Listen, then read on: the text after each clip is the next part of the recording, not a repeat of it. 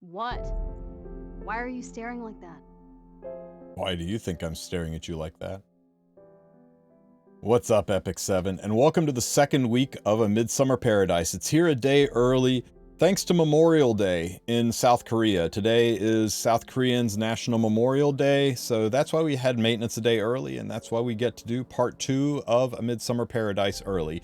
If you do not see Lethe on your screen, if you're still staring at Lulika, look for one of these gold arrows in the corner. These gold arrows are what lets you go back and forth between chapters 1 and chapters 2. Now, in order to unlock the mileage shop and the hidden basement, which is the actual farm event, first you need to do the story. So click on View Story and complete Chapter 3. Once you complete all of Chapter 3, you'll click the Receive All button, you'll get all of the rewards, and that will unlock the mileage shop and your ability to do the event. Now, Chapter 4 opens a week later, so when you go to the mileage shop, you'll only have 15 exchanges available. When you get that second week, or that chapter 4 open next week, you will get the final 15 summons, so you will be able to get all 30 things out of the shop. So just like last time, you'll be able to farm it all. And also, really consider picking up Sunset Serenade. That's the background you're currently seeing on the screen. You can make this your lobby background. It's one of the nicer pieces of art we've had in the game. As for the exchange, you'll be able to drop your exchange on speed set, hit set, or torrent set. I know everybody is really wanting to get all these hit set pieces. Yeah, right. Torrent is one of the more sought after yet niche pieces of gear. If you're starved for torrent, this is a great chance to get them because it is a difficult set to farm any other way. But speed set, of course, is the most important set in the game, and this is what everybody's going for now. You can't select the stats or the substats, but you do get to select the set, and when you do the exchange, it is guaranteed to be a red piece. Wow, that is awful. But maybe you get a good one. This is where a lot of your bangers will come from, and it's gold positive. Doing this doesn't cost you any gold to summon the pieces, and if the pieces are bad, you can sell them, and I'll speed check that later. So, unlike doing hunt buffs and then crafting the gear, you don't spend the gold you just earned, and it's always red. There's no blue, there's no purple, and it's specifically the set you want. If you're specifically farming speed set while you're farming band or farming wyvern, you still got to put up with hit and crit sets dropping in your lap. This lets you target farm the best gear in the game. So although there is a hunt buff this weekend, I strongly encourage you to not do the hunt buff. Instead, if you want to buy those burning passion packs, that's great, but all of your leafs, all of your box stamina, everything should go into farming the Lethe event. It is just too good. As for what teams we're going to use, there are 4 stages that are farmable. Stages 1 through 3, and then challenge stage 1, which is basically just their fancy way of renaming stage 4 into something that makes people not feel so bad about not being able to farm stage 4. This is so much easier than the Lulika side of the event. This is the side of the event that was nerfed after people review bombed and complained last year, and we had hoped that the similar nerf would have been applied to the Lulika side this year, but instead they decided to profit from it. But this is the kinder, gentler side. So if you struggled last week, this is your redemption arc. This is your training arc where you're going to be able to farm this and get really good gear. This is so much easier than last time, and I'm going to make 3 videos for this farm event. This video is going to be my fastest clear team. I'm going in reverse order of what I did last time. So this is my, if you have Lethe, this is how to farm it as fast as possible, using whatever resources you have laying around, and I'll give you some alternatives. There are a lot of alternatives. You don't need specific units to beat this event. It's just different units will increase or decrease the speed at which you farm it. The second video I'm going to make is the fastest farm team I can make with no Lethe, and then I'm going to make a very free-to-play version with Lethe where I won't use any limiteds or ML5s, and I'll try to dumb down the gear a little bit to really make it accessible to everyone. So, this is my speed team. The first thing you're going to want to have is Lethe in the key spot. For some reason, now the key spot is the bottom spot instead of the back spot. Don't ask me why, but make sure you put your Lethe in the bottom slot so she is on both teams. The reason that this event is so much more gentle than last week is if you look at the details, you can see the impact of the imprints. And you'll notice that none of these are impacting the mechanics of the fight. You're not reducing any abilities that the boss has. All you're doing is you're increasing Lethe's speed, health, and effectiveness by 100%. Yay, great. And for allies, they get 20% more attack. And as you add imprints, you go to 40% more attack, 60% more attack. You just add 20% more attack each tier. When you get into S, you add 30% damage mitigation. Who cares? You don't need it. But you're up another 20% attack, another 100% damage, another 20% damage. It just adds 20% for each tier. So all having Lethe imprints does is let you clear faster. Not more reliably, just faster. So don't chase Lethe imprints. Don't be worried about whether or not you have Lethe or not. Even if you don't have Lethe on the team, it's just 20%. You just don't get 20% damage bonus. She really doesn't impact the flow of the fight at all. But if you've got her, put her on there. It'll speed things along. Now, something to know about how this fight works. First, you need to kill the crystal in the front to drop the stealth on the boss so that you can then kill the boss.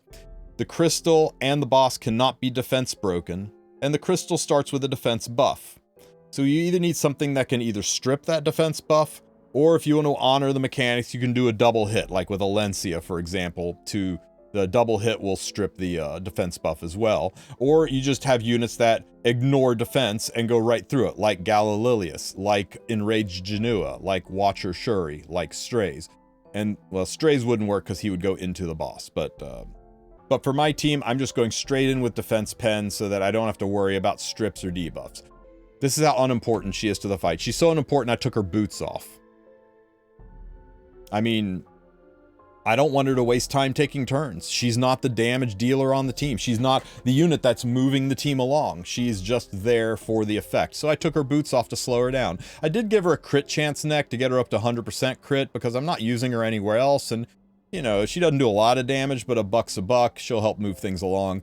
Do put her on her artifact if you have it. Her artifact will boost the currency you get from this event. If you don't have her artifact, just put her on an artifact that boosts the damage of your entire team, like Warhorn or Card of Small Miracles or Squirt Gun. I'm going to use Elagos as my dual attacker and also as my debuffer. Elagos, I'm putting him on Song of Stars. This will give him, a reliable target. I know he's got a target debuff on his S3, but I want his dual attack and suitcase to also have a chance to deposit target, so I'm putting him on Song of Stars just to increase that chance. Make sure he's the fastest unit on your team. Other than that, the stats don't really matter. Oh, some effectiveness, of course. You want that 85% effectiveness to make sure that he sticks the debuffs like the target. Second on my team is going to be Galililius. Now, I took my standard RTA Galililius and I put her on attack boots because I wanted her to hit harder. If you run a speed Galililius, she will still work, but it might slow the team down just a little bit. I put her on Portrait of the Saviors because the boss is over 50% health, so this artifact will work and give us the full 20% damage boost. My next unit is Commander Pavel, who, after Galililius and Elagos do their things, should use his passive S2 and give us some additional damage. I just built a thermonuclear Commander Pavel, right? He's 5k 350, does not need to be this strong. As you'll see in the fight, we way overkill this thing, but I just went for as much damage as possible, again with Portrait of the Saviors, because the target's health is going to be above 50% no matter where we're at on the board. This should make sure he does maximum damage.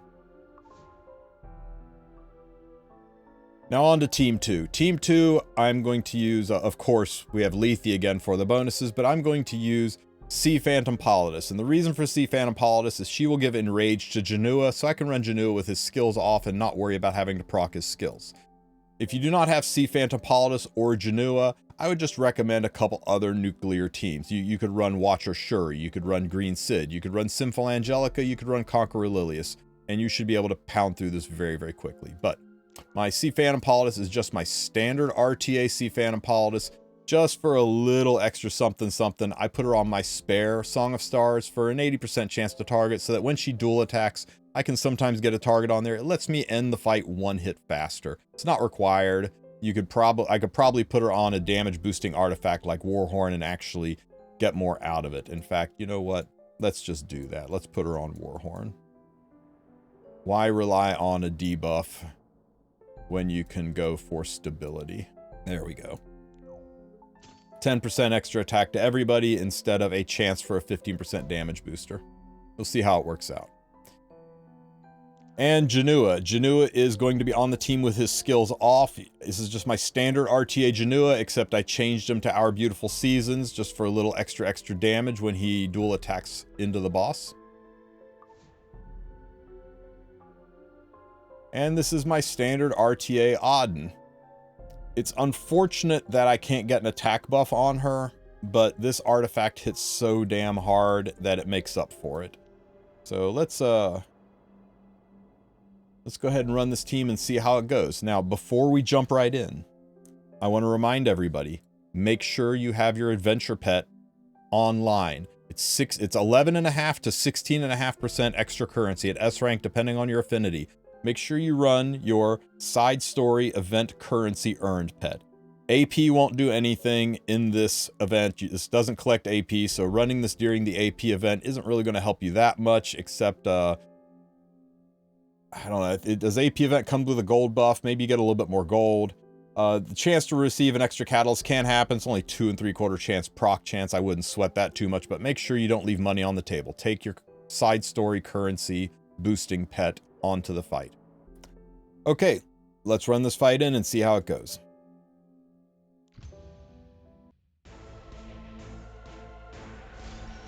So at the start of the fight, the boss is going to do an AoE attack. This will CR push some of your units back. That can mess with turn order, but it should allow Elegus to go first, putting a target debuff on the crystal. Even if you don't get the target debuff, this Gala S3 should one-shot the crystal. You should feel honored. Is it my turn now? Giving everybody an attack buff, triggering Commander Pavel, resulting in Elegus throwing the suitcase, depositing a target debuff on the enemy, going into Caval's attack buffed S3 into the target debuff for a monumental amount of damage. Whew. We get one more hit from Lethe and then a dual attack from Caval, and we are on to the next phase.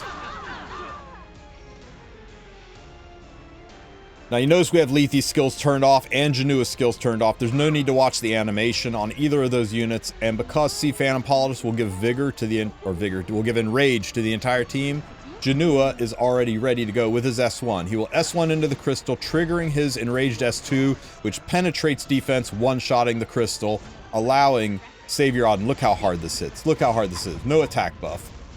Bam! Almost half of the health in one hit. We dual attack with Auden. We hit with Lethe. We attack with Janua into an S2, and then it is over. Look at that speed. What a fast team. So there are a lot of alternatives. You can run Sids and Rylets. You can get dual attackers like Conqueror Lilius and Sinful Angelica and Camilla onto the team. There are so many different ways to beat this fight. This is the fastest one that I've built so far with the units and gear that I have. I strongly encourage all of you to put your teams in the description of the video. Let people know. Let them know what you're running.